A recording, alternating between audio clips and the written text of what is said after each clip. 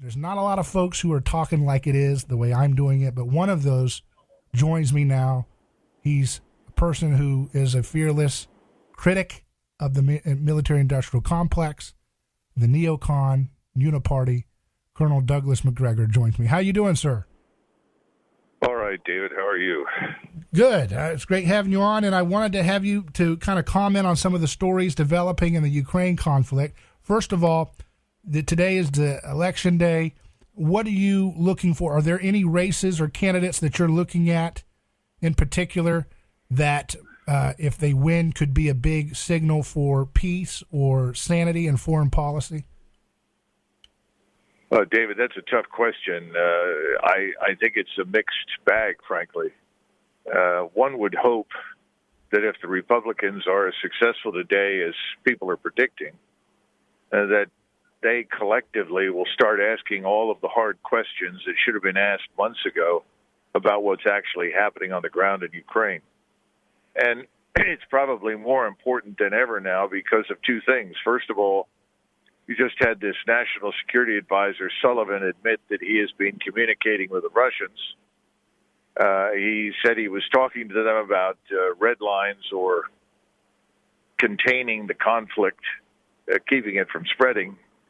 Talked a little bit about nuclear weapons, though I think, truthfully, there is little to no chance for the use of any nuclear weapons at this point. And he didn't go into much more detail, but we know that a couple of things from other sources. One, that he did, by implication, threaten the Russians if they, quote-unquote, escalated the conflict. And we know that they're getting ready to launch a major offensive over there with the hope, obviously, of ending the war.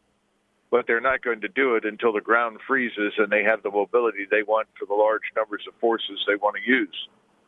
And secondly, you have in the background of all of this so-called coalition of the willing. 90,000 troops, 40,000 of which are American, 30,000 Poles, and potentially 20,000 Romanians.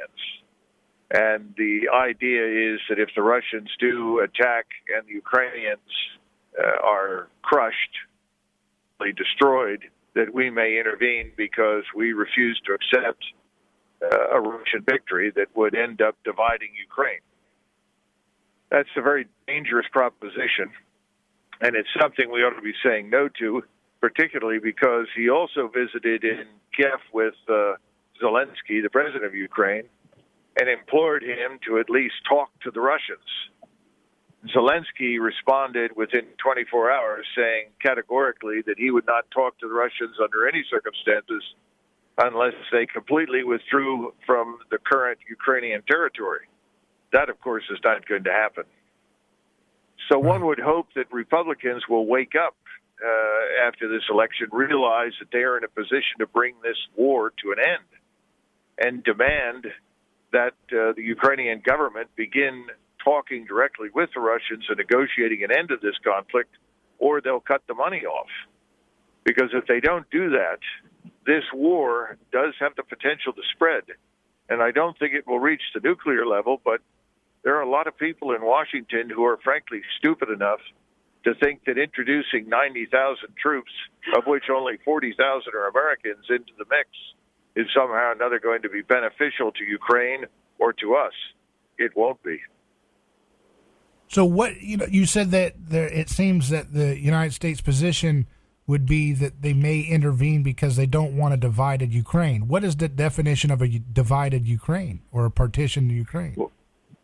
Well, that's a good question because right now it's already de facto partitioned. The southeastern part of the country over to the Dnieper River, or about 22% of the land that we call Ukraine, is under Russian occupation, and the people that live in that area are Russians, and they speak Russian. That's one of the reasons that they went in, and that's one of the reasons they're occupying the area, because the genesis of all of this was a plea from the Russians in Moscow to treat the Russians living in Ukraine as equal citizens with the Ukrainians, give them their rights before the law, allow them to speak their own language, run their own schools, which they'd done for hundreds of years. So this hasn't happened, and the fight has degenerated to the point now where we have huge numbers of dead and wounded, millions of refugees. And it's only going to get worse from here unless the Ukrainians, in good faith, come to the table and realize that they cannot force the Russians to abandon this territory, which is Russian. Yeah, I'm looking at a report from antiwar.com that talks about this. A senior Biden administration official told Politico that even though they were pushing Zelenskyy to drop the position, they don't actually want peace talks between Russia and Ukraine. That quote, that doesn't mean they need to go to the negotiating table right now. We don't even think right now is the time based on what Russia is doing, the official said. So they don't want real peace talks. They just think it's bad optically, PR, for them to not look like they want to have a talk.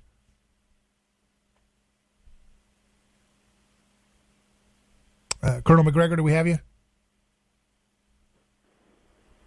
Okay, let's see. The Russians now realize they're dealing with a very duplicitous government in Washington, which of course is disastrous for us.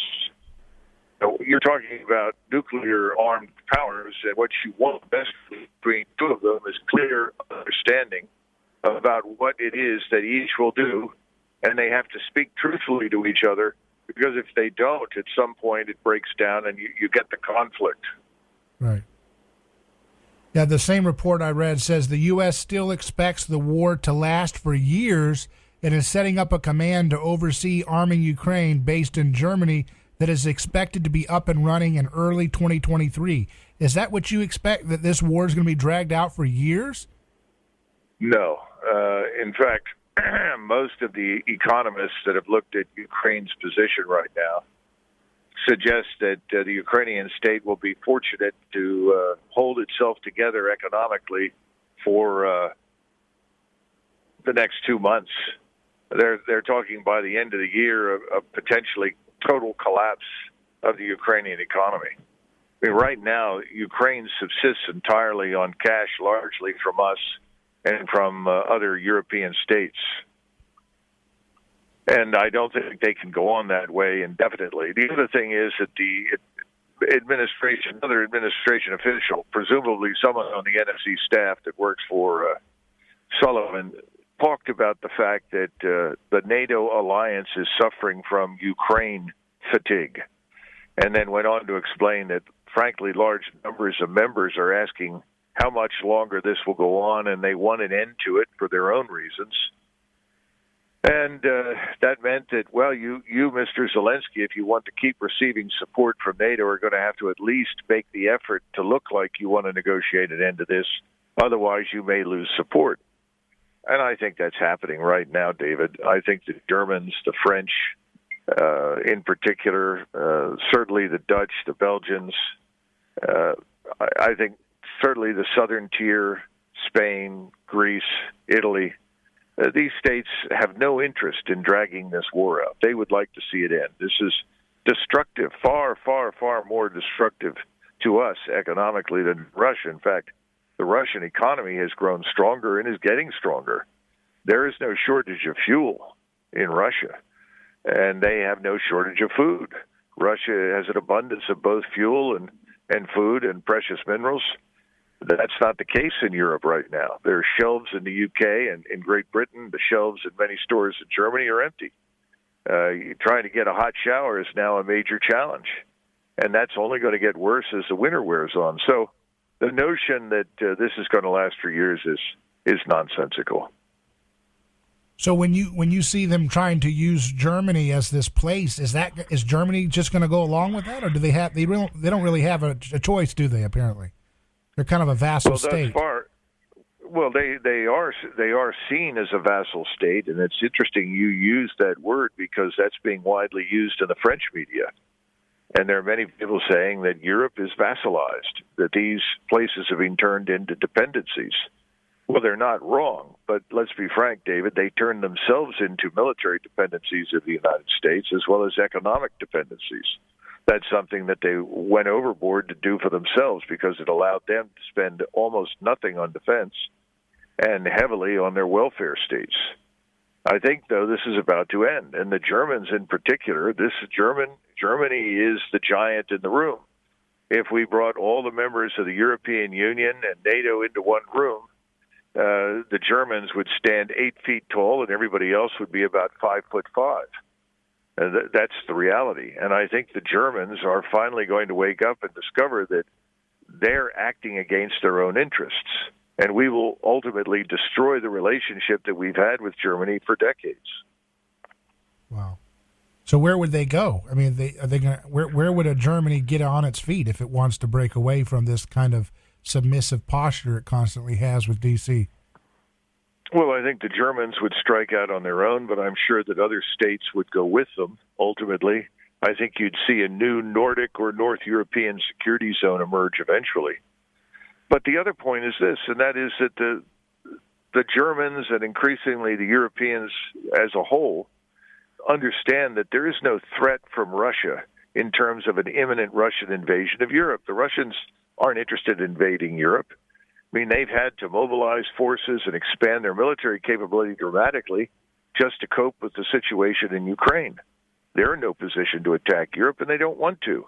What the Russians want to do is business with Europe, and business in particular with Germany. They need Germany's technology, Germany's engineering capability, Germany's high-end products, things that the Russians can't produce on their own. And Germany desperately needs energy and foodstuffs, which the Russians can provide. This is not a new story.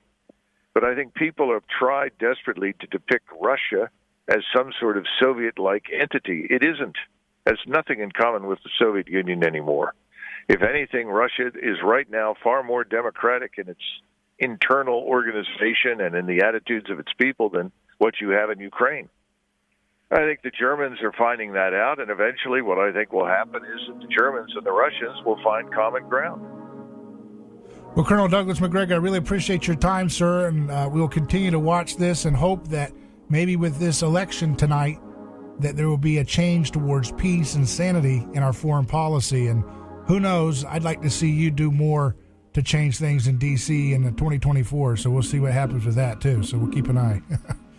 Well, thanks, David. I appreciate it.